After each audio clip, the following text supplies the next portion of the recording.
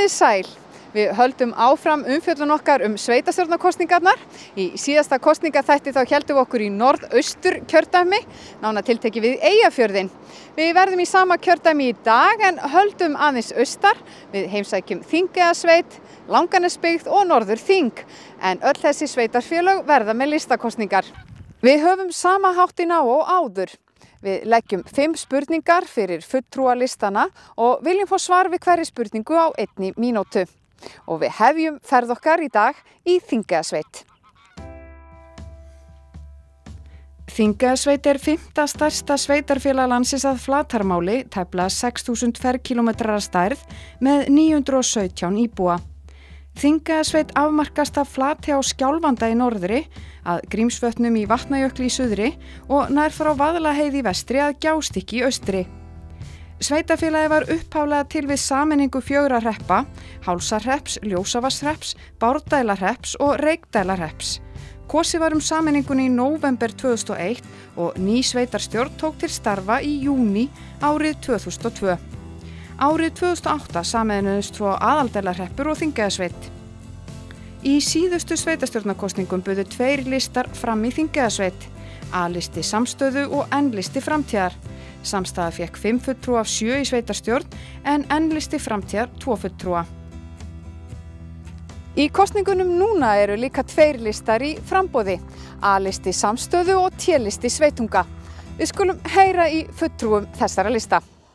Hvers vegna ættu kjósendur að velja þinn lista? A-listar skipa einstaklingar allstaðar að úr sveitarfélaginu með fjölbreytta reynslu og bakgrunn sem að þekkja vel til lífs og starfs íbúa sveitarfélagsins allstaðar í félaginu. Þannig að þetta fólk með reynslu, mismunandi mikla af sveitarstjórnarmálum og úr atvinnulífinu víða og ég tel að þetta sé samstæður hópur sem á að geta skapað Þingeyjarsveit góða framtíð. Auk þess stefnum við að því að halda áfram samstarfi við núverandi sveitarstjóra, ganga til samninga við hana Dagbjörtu Jónsdóttur áframhaldandi störf og halda áfram því hagræðingar starfi sem við höfum verið í undanfarin ár, samhliða því að hefja uppbyggingu til nýrrar sóknar. Mér finnst eðlilegt að fólk horfi til þess að við viljum taka á málum af ábyrgð og sanngirni. Það eru mál það sem að þarf að leysa í sveitarfélaginu og við viljum gera það, taka ábyrgð á því en af sanngirni og virðingu fyrir því sem er. En það er ljóst að hlutirnir hafa breyst síðustu áratugi og við þurfum að aðlaga okkur að því og við viljum koma að því af ábyrgð og sanngirni. Hverju myndir þú helst vilja breyta í sveitarfélaginu? Ef ég ætti töfrastaf, þá myndi ég sveifla honum og breyta samgöngunum. Við búum í mjög víðlendu sveitarfélagi þar sem eru langar vegalengdir sem að eingöngu eru malarvegir á og mjög illa farnir margir hverjir. Og þetta óviðunandi ástand og ríkisvaldið hefur engan veginn staðið sig í uppbyggingu á samgöngumannvirkjum í sveitarfélaginu og þessu vildum við breyta. En því miður sveitarstjórn ræður þessu ekki. Það eina sem við getum gert að halda fram sjónarmiðum okkar gagnvart ríkisvaldinu í þessum málum og það feikilega mikilvægt að þessu verði breytt. Til þess að koma til móts við þetta samgönguleysi og reyna það sem við getum til að breyta því, þá höfum við á stefnuskrá okkar að ljósleiðaravæða allt sveitarfélagið á næstu 3 til 5 árum og við lítum á það sem samgöngubót, lífskjarabót og grundvöll fyrir því að byggja geti þróast sveitarfélagið allt. Ég fyrir það fyrsta hefði viljað breyta aðeins hvernig við hugsum hvort annað og hvernig við komum fram við hvort annað. Mér finnst vanta að hálfgerða, ef svo mætti orðið komast héraðskennd. Við þurfum að sinna því sjálf, það ekkert ég sem að breyti því. Við gerum það sjálf, hvernig við komum fram við hvort annað. Mér finnst vanta að það sé leyfilegt fyrir alla að hafa skoðanir og tjá sig á þeim grunni. Þar fyrir utan líka ljóst að við viljum koma að því að höggva á hnút skólamálana sem í samfélaginu. Það mál þar sem að þarf að leysa til framtíðar. Það þarf að breyta því og það viljum við gera. Hvar myndi þú skera niður í rekstri sveitarfélagsins, sé það nauðsynlegt? Nú það svo hjá okkur að undanfarin ár hefur 65–70% af tekjum sveitarfélagsins farið til rekstursfræðslumálana. Þar þurfum við að hagræða og við stefnum að því að gera það. Við rekum 2 skólastofnanir í sveitarfélaginu núna, Stórutjarnarskóla og Þingeyjarskóla og stefnum að því að gera það áfram. Í haust hins vegar munum við ganga til íbúakosninga á starfsvæði Þingeyjarskóla, þar sem að íbúarnir kjósum það hvort þeir vilja að grunnskólastigið í skólanum verði áfram á 2 starfsstöðum eða verði sameinað í eina. Áður en við göngum til þessara kosninga munum við fá greiningu sérfræðinga það hvaða áhrif þetta hefur og hvað þetta þýðir, hver kostur fyrir sig þá. Og við bindum niðurstöðuna því að 50% þáttaka verði í íbúakosningunni, þá hún bindandi. Ef ekki, þá mun sveitarstjórn taka ákvörðun það hvað verður gert í skólamálunum byggða á greiningu sérfræðingana. Það ljóst að stærsti útgjaldaliður í rekstri sveitarfélagsins eru skólamál. Þannig að það eðlilegt að líta til þess málaflokks viljum maður skera niður, en það alls ekki víst að það finnist þar.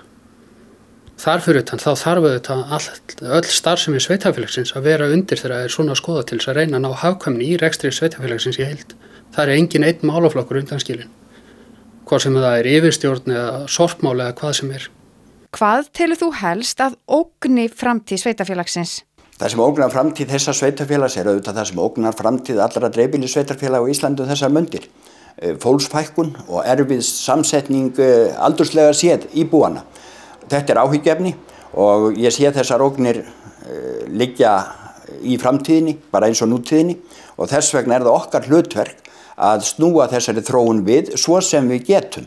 En þetta hins vegar þróun sem ekkert eitt sveitarfélag getur snúið við, heldur verða stjórnvöld á Íslandi að ákveða hvert á að vera hlutverk landsbyggðarinnar í samfélaginu Ísland. Menningarlegt hlutverk og atvinnulegt hlutverk. Þetta er ógnin sem ég sé. Þarna liggur hún.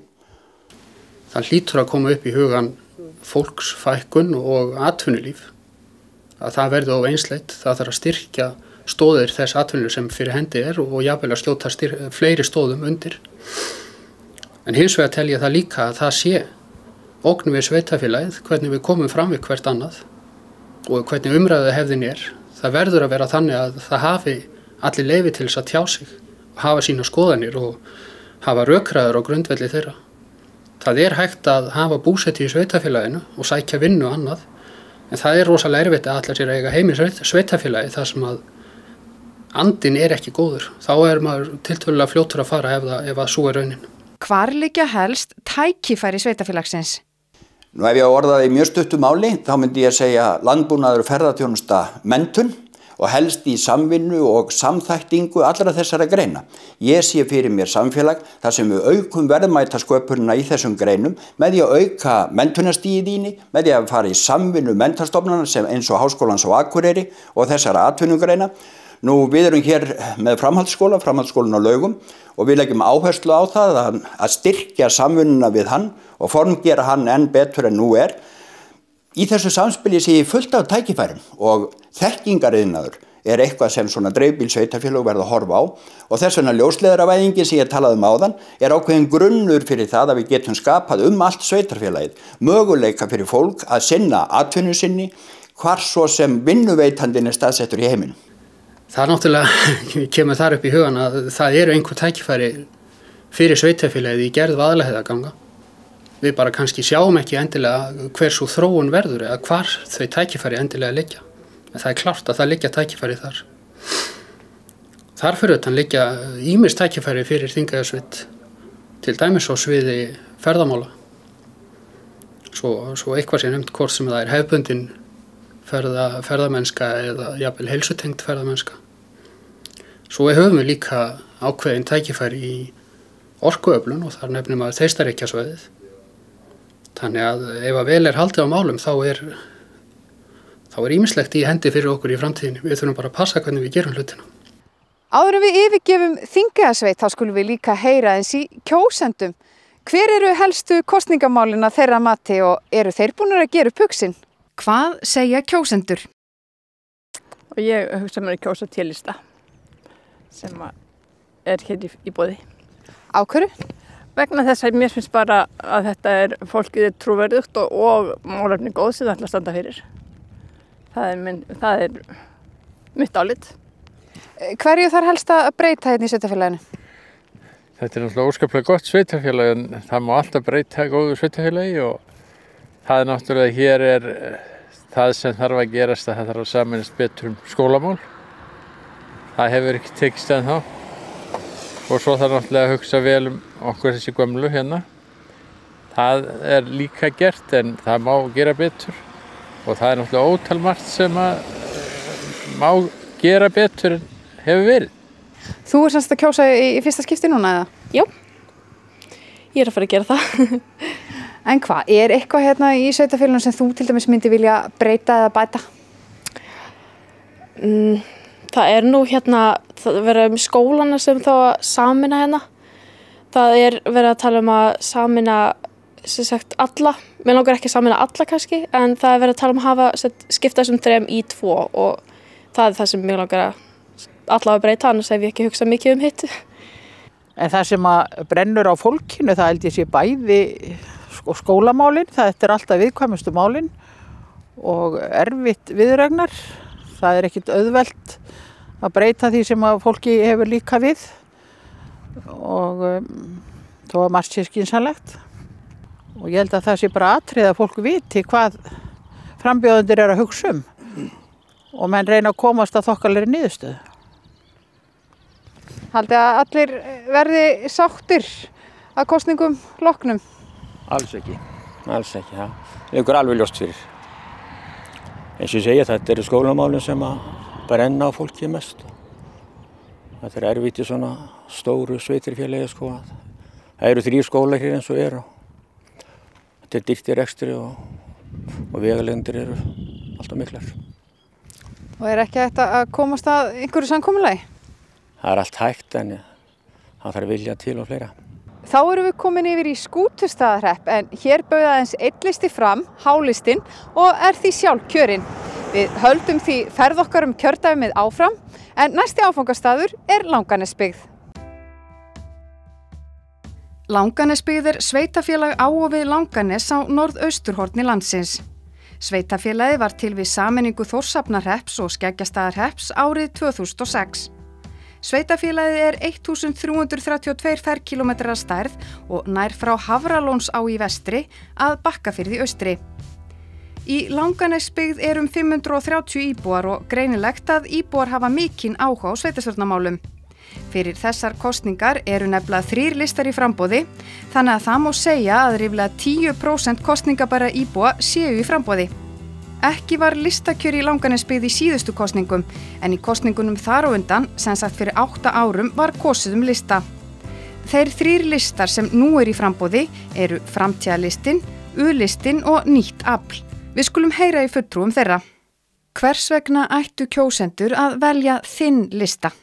Við erum bara einstaklingar sem viljum búa hér áfram í góðu samfélagi og leggja okkar að mörkum.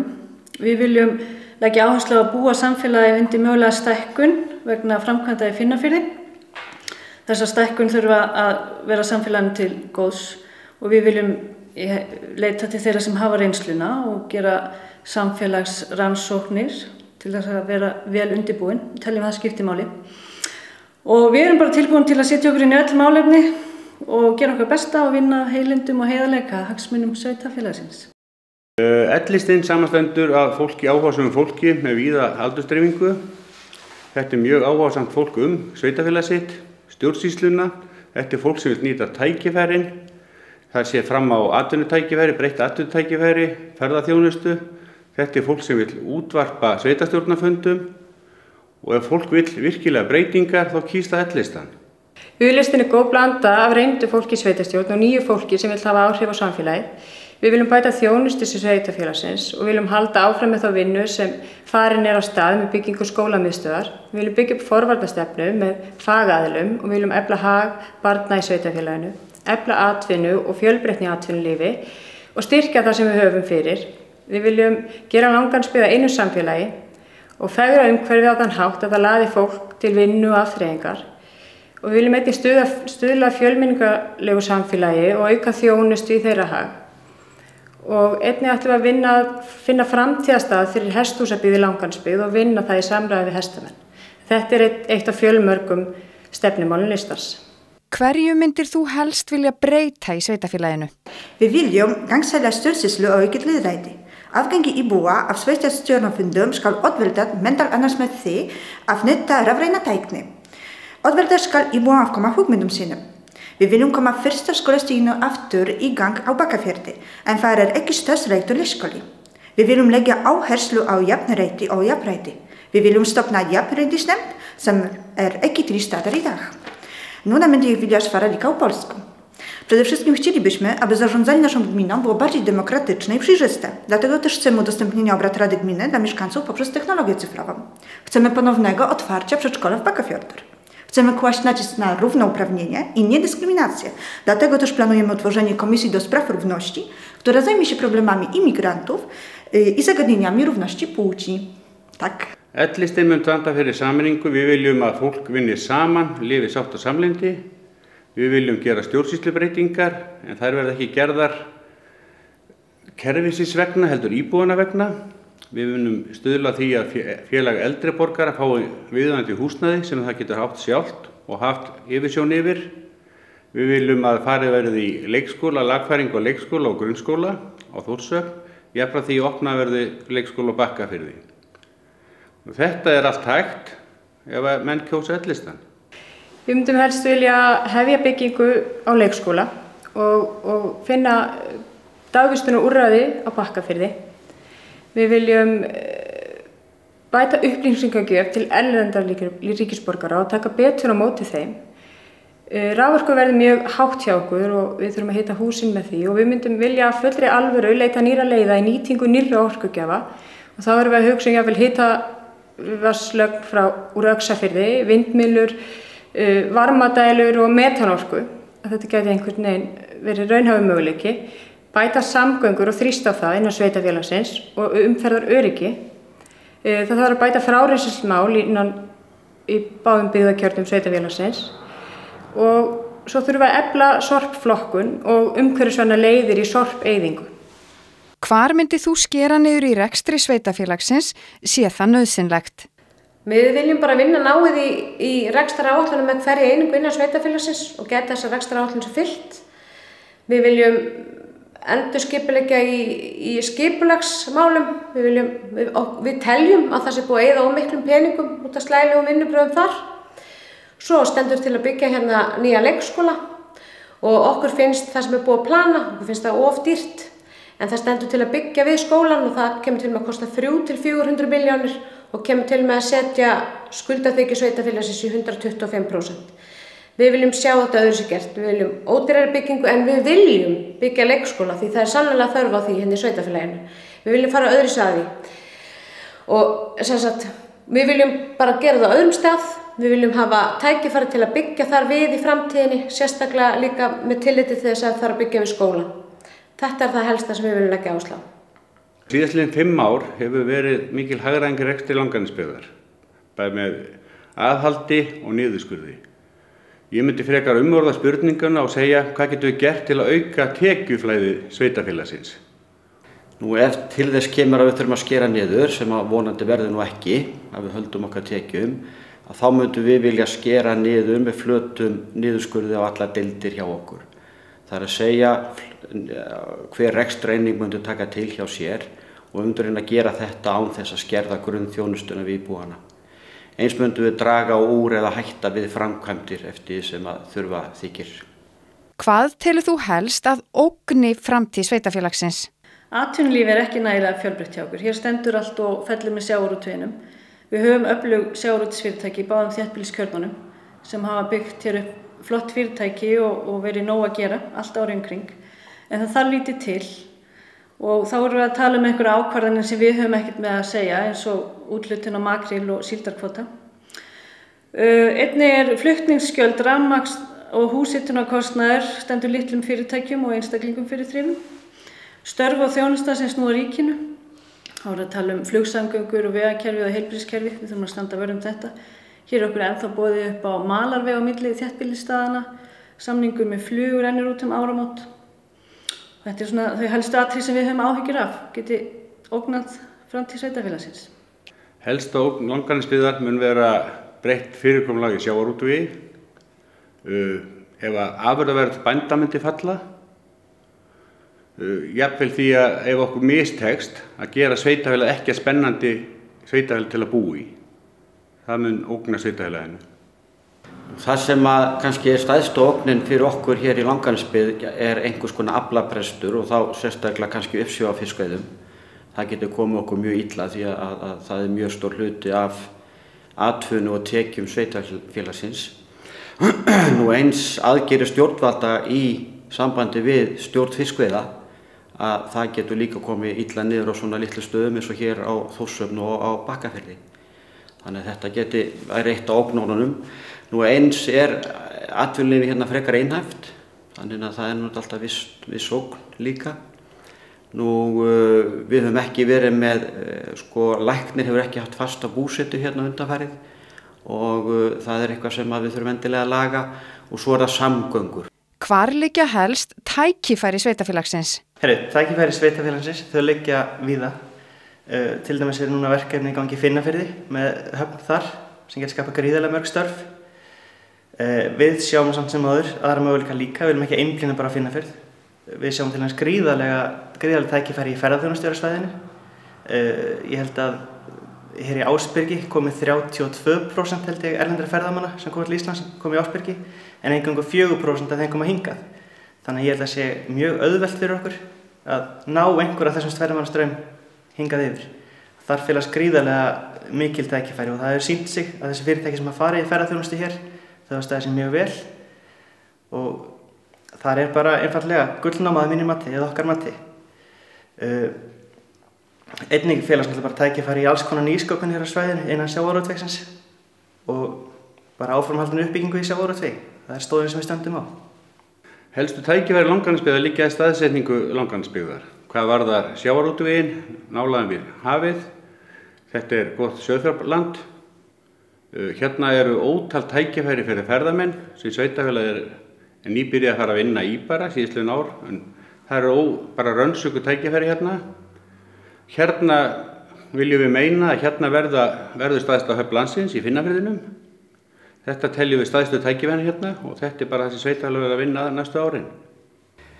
Nú í Langanesbyggð eru ýmsir möguleikar og ýmis tækifæri inn í framtíðina og það sem auðlýstin vill skoða sérstaklega það hvort það sé mögulegt, hagkvæmt, fýsilegt að byggja upp umskipunarhöfn í Finnafirði. Það myndi gjörbreyta atvinnulífinu hérna, stöðuleika og fjölbreytileika í atvinnulífinu, þannig að það okkar mati mjög áríðandi að skoða það til hlítar. Nú ferðamannaþjónustan, ferðamannaiðnaðurinn, að þann viljum endilega efla hérna. Það óplæður akur á okkar svæði og það eru miklu möguleikar sem við viljum endilega skoða. Nú, við viljum endilega reyna að ná hingað til okkar starfsemi frá stofnunum og þvíulíku til þess að auka fjölbreytileikann í atvinnulífinu. Nú, við viljum skoða með smáiðnað, nýsköpun, vetrar, afþreyingu hjá okkur og fleira sem við viljum skoða betur og teljum að tækifæri hérna hjá okkur. Þá erum við búin að heyra svör allra þeirra 3 lista sem eru í framboði hér í Langanesbyggð. En áður en við yfirgefum sveitafélagið, þá skulum við heyra aðeins í kjósendum. Hvað segja kjósendur? Ert þú eitthvað búin að hvað þú ætlar að kjósa? Eða hvort þú ætlar að kjósa? Já, ég kýs alveg örugglega. Ég á eftir að skoða listana. Þeir eru bara rétt svona að koma sér saman og þá skoða maður það og jú, ég kýs alveg örugglega. Hvert mál málana fyrir þessar kosningar? Það trúlega atvinnulífið og þetta bara, svo þetta gangi allt vel fyrir sig bara. Já, auðvitað eru atvinnumálin alltaf ofarlega. Og það þarf að ýmsu að hyggja. Nú, það nærtækumst dæminu frá Húsavík, Stöðvarfirði. Þetta getur gert hjá okkur. Þó við séum velstödd í dag, þá getur verið skellt í lás á morgun. Það veit það enginn. Rúmlega 10% íbúa Langanesbyggðar eru í framboði. Hvers vegna svona mikill áhuga á sveitarstjórnarkosningunum hérna? Ég veit það ekki. Það ekki hugmynd það. Það bara gott ef ykkur hafa áhuga á þessu. Já, ætli sé ekki bara komið tími á endurnýjun. Þetta náttúrulega orðnar gamlar kempur margir af þessu, búin að vera lengi. Mikið á ungu fólki sem hefur flutt heim síðustu ár. Þannig að ég held að áhugin sé bara líka til staðar vegna þess. Eitthvað málefni sem svona málana fyrir þessar kosningar? Ég hugsa að efst á baugi hjá mörgum séu leikskólamálin, leikskólinn og grunnskólinn. Það náttúrulega orðið löngu tímabært að byggja nýjan leikskóla og ég hugsa að það verði, já, verði reynt að koma því áfram. En ertu búin að gera upp við því hvaða lista þú ætlar að kjósa? Nei, ég er ekki búin að því. Þarftu ekki að fara að kíkja á þetta? Ég þekki náttúrulega alla á öllum listunum. Þannig að það verður erfitt að velja? Já, bæði skilt og tengt á öllum listum. Og hvað gerir maður eiginlega í svoleiðis stöðu? Já, bara sjá hver býður best. Frá Langanesbyggð erum við komin yfir í Tjörneshrepp. Hér verður ekki kosið því aðeins einn listi kom fram og er því sjálf kjörið. Í Svalbarðshreppi verður ekki heldur listakjör. Þar verður óbundin kosning eins og áður. Ef við höldum ferð okkar áfram, okkar síðasta stopp í dag er Norðurþing. Íbúar Norðurþings eru 2815 talsins en sveitafélagið var til árið 2006 við sameiningu 4 sveitafélaga, Húsavíkurbæjar, Keldunishreps, Öxarfjarðarhrepps og Raufarhafnarhrepps.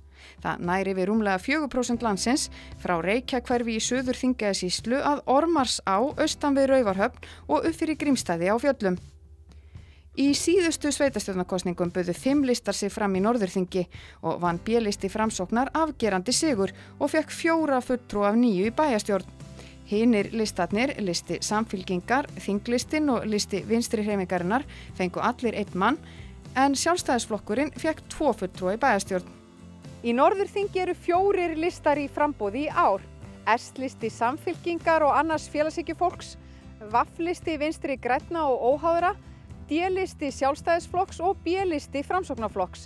Við skulum heyra í fulltrúum þessara lista. Hvers vegna ættu kjósendur að velja þinn lista? Já, við erum félagshyggjuflokkur sem hefur það að megin áherslu að hafa hagsmuni heildarinnar að leiðarljósi en ekki sér hagsmuna hópa. S-listi Samfylkingarinnar í Norðurþingi lagði mikla áherslu á að fá ungt og nýtt fólk inn á listan fyrir þessar kosningar og með það markmiði að fá nýja sýn inn í sveitafélagið. Við viljum hlúa að þeirri atvinnustarfsemi sem er nú þegar í sveitafélaginu og jafnframt að búa til vaxtarskilyrði fyrir þau til að stækka og dafna. Við viljum búa til samfélag hérna hjá okkur sem að fær fólk til þess að vilja búa hjá okkur og sporna við þeirri gríðarlegu fólksfækkun sem hefur verið hér í sveitafélaginu undanfarin ár. Já, fyrst vil ég nú segja að frambóðin hér í Norðurþingi eru öll frambærileg.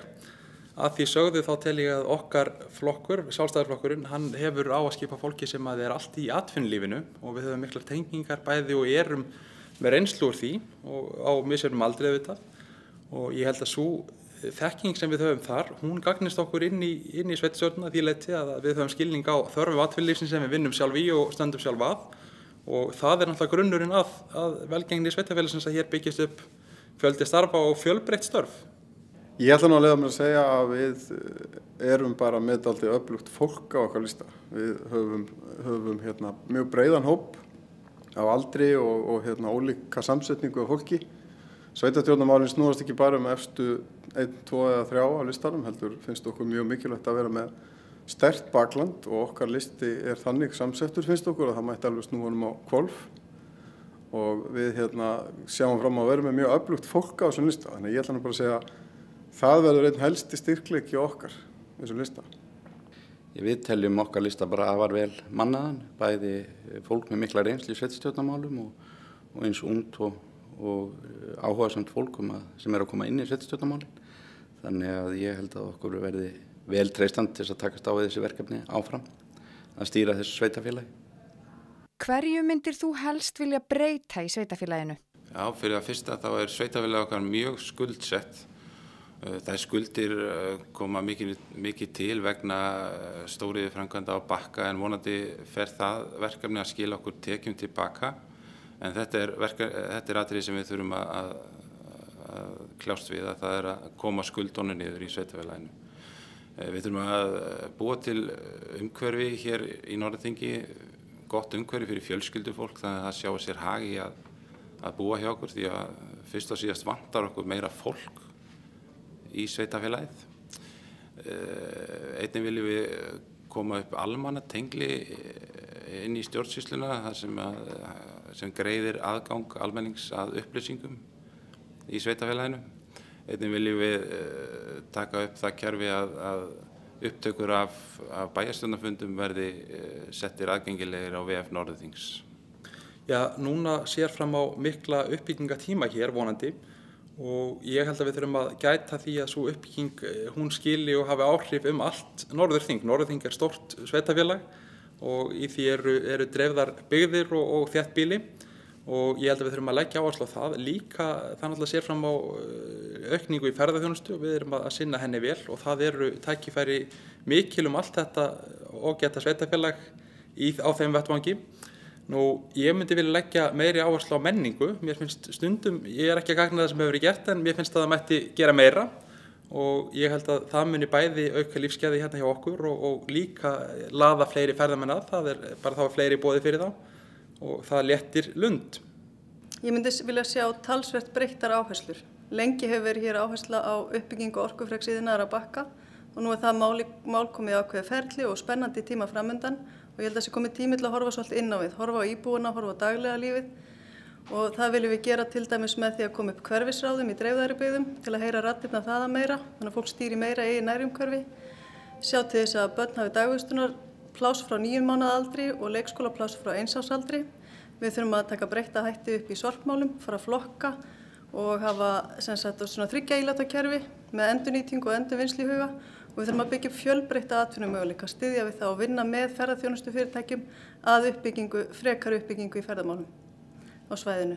Það er nefnilega svo margt fleira heldur bara atvinna sem skiptir máli, það þetta daglega umhverfi þegar fólk velur sér búsetu.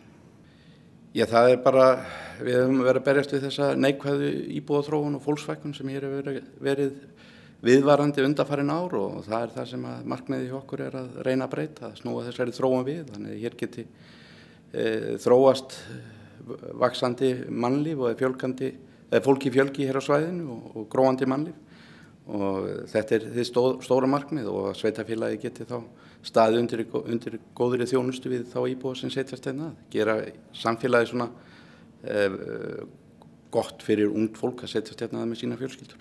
Hvar myndi þú skera niður í rekstri sveitafélagsins sé það nauðsynlegt? Niðurskurður og hagræðingar eru alltaf vandasamar. Það svo hætt við að þetta komi niður á þjónustunni hjá okkur og því miður held ég sé ansi margt í okkar samfélagi sem er komið að þolmörkum beinlínis. Við getum nefnt leikskólamálin og svona þessi mjúku mál.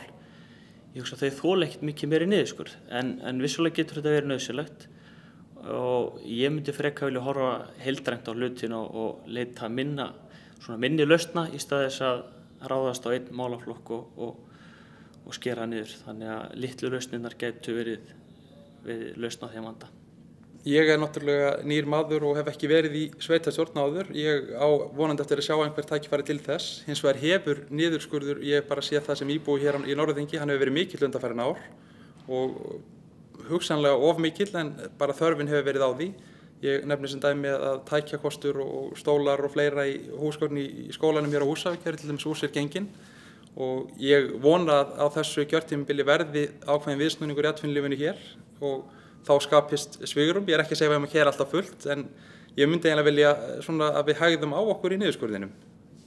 Sko það er náttúrulega dálítið erfitt að tala niðurskurði hjá Norðurþingi. Við erum með hágjöld núna, sveitafélagið með hágjöld í öllu og frekar hátt þjónustustig. Þannig að þetta er svolítið erfið spurning, getum við aukið tekjur eða skorið niður. Við viljum halda út í mjög sterku og háu þjónustustigi. Þannig að við munum auðvitað fara frekar varlega í niðurskurð inn í þjónustunni sjálfri, íbúðaþjónustunni. En það eru hlutir eins og til dæmis stóriðnaður og Bakka sem hefur útteymt ofboðslega mikil mannafla og fjármuni síðustu ár. Við viljum auðvitað sjá það að sú vinna fari svona smá saman, henni fari að ljúka eða linna innan sveitafélagsins og við getum farið að eyða púðri og fjármunum og tíma í annað. Sorpmálun eru okkur dýr líka, við erum að trukka sorpi vítt landið, miklu magni, við viljum flokka það, draga úr sorpi og draga úr kostnaði leiðinni, ég held að þar fari saman hagsmunir. Þannig að þetta er svona helstu atriðin. Ég hugsa að ég myndi byrja á að skera niður framkvæmdir, reyna að draga úr þeim eins og hægt væri. Síðan myndi ég fara í þau verkefni sem að teljast ólögbundin og reyna að meta svona mikilvægi þess og byrja á því að skera þau niður sem snerta íbúa samfélagsins minnst.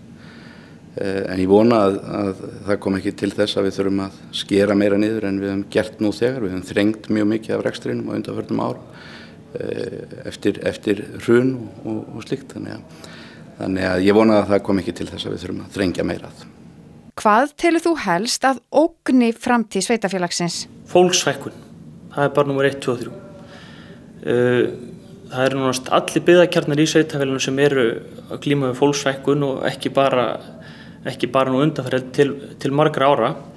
Við sjáum þetta svo vel í skólanum okkar. Árgangunni verða minni og minni og það verða færri og færri börn.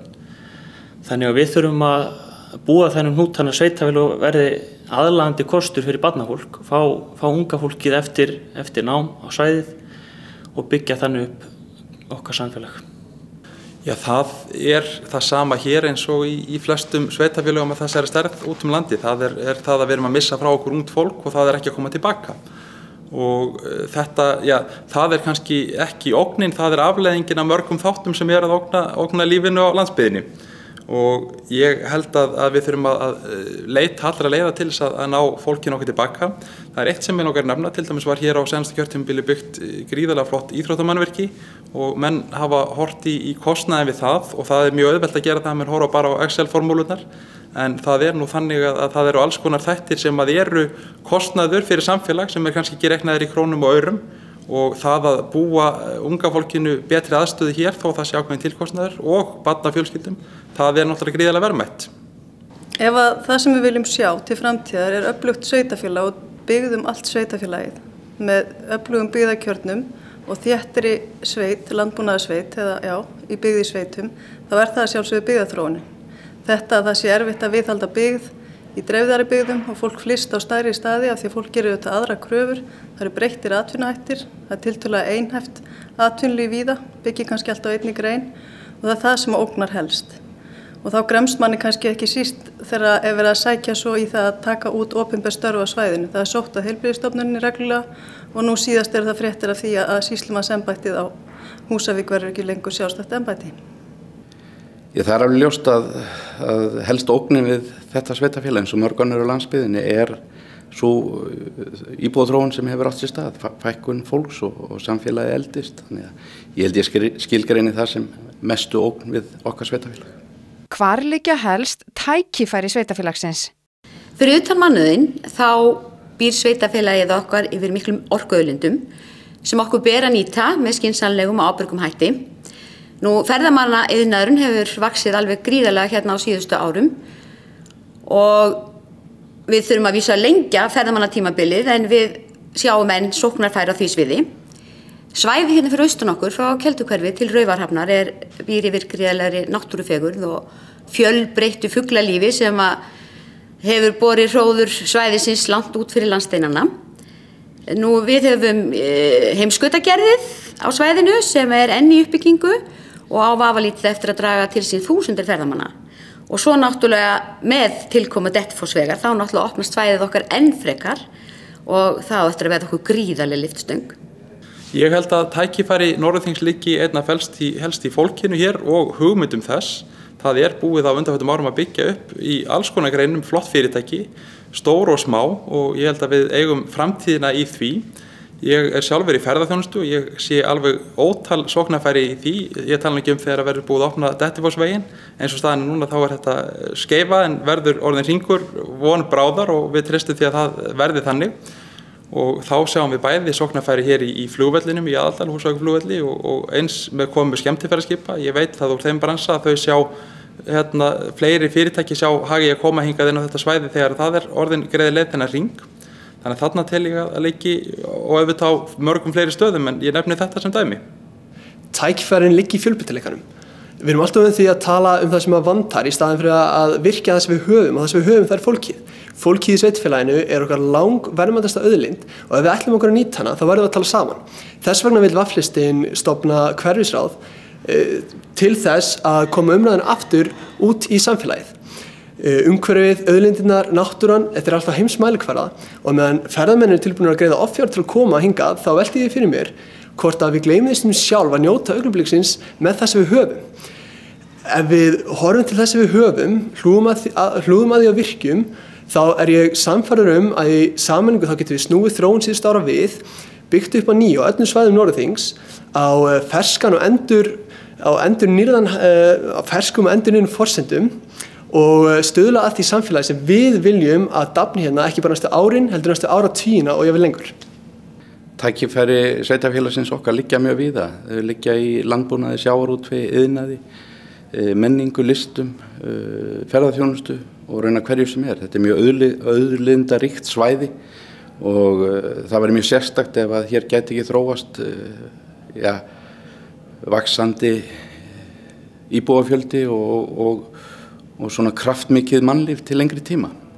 Þannig að ég skilgreini tækifærin liggi í þessu og svo náttúrulega síðast en ekki síst fólkinu sjálfu sem býr hérna. Þá erum við búin að heyra í frambjóðendum á öllum 4 listunum sem í framboði eru hér í Norðurþingi og því lítið annað eftir en að kveðja. Ég minni á okkar næsta kosningaþátt sem fer í lofti þann 24. maí en þá verðum við á norðvestursvæðinu. En að lokum þá ætlum við að heyra eins í kjósendum hér í Norðurþingi. Veriði sæl. Hvað segja kjósendur? Ert þú búin að ákveða hvaða lista þú ætlar að kjósa? Já, ég er búin að ákveða mig. Má segja frá því? Já, ég kýs Sjálfstæðisflokkinn. Það er bara besta fólkið. Þið líst vel á málefnin á þeim lista? Já, það hefur ekki farið endilega mikið fyrir að okkur sé kynnt málefnin ennþá, en ég er náttúrulega bara flokksbundin og hef kosið þennan flokk í gegnum árin. Mér hefur þótt að vera góður fyrir Húsavík, þannig að hann hefur verið við stjórn.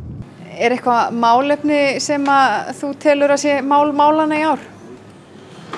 Það er náttúrulega slæmt atvinnuástand, sérstaklega bara á Húsavík og þetta reyndar leiðir allt hérna Norðurþing sem er nú eitt stærsta að flatarmáli, stærsta kjördæmi á landinu og svona eitt stærsta sveitarfélagi segi ég. Og það er náttúrulega Raufarhöfn, Kópasker og hérna þjóðgarðurinn í Jökulsárgljúfrum. Þannig að það er náttúrulega samgöngumál, það sem að snýra að okkur, það er númer 1. Ertu með einhver skilaboð til nýrar sveitarstjórnar? Komið nýja 25 metra sundlaug hérna, sem er búið að óska eftir í áratugi. Endilega styðja sundið hérna. Það myndi gleðja þig? Það myndi gleðja mig rosalega mikið. Ertu annars búin að ákveða hvaða lista þú ætlar að kjósa? Já, ég er búin að ákveða mig. Ég er mjög vinstri sinnuð og ætla að halda mig við það. Hvaða málefni brenna aðalega á þér? Hverju þarf að breyta? Byggðamál. Efla byggð og Raufarhöfn, það er náttúrulega það sem, og þeir sem koma með það, ég kýst þá. Ég held að það sé nú bara eins og verið hefur atvinnumálin. Okkur hefur fækkað bara svo mikið hér á svæðinu, ekki bara Húsavík, heldur í sveitunum í kring. Og ég held að það sé bara alveg bráðnauðsynlegt að við höldum áfram að vinna því að fá hér stærri vinnustaði og fjölbreyttari vinnustaði inn í sveitarfélagið til þess að við getum fjölgað íbúunum og þar með komin grunnur fyrir þjónustustarfsemi og öllu sem við þurfum á að halda.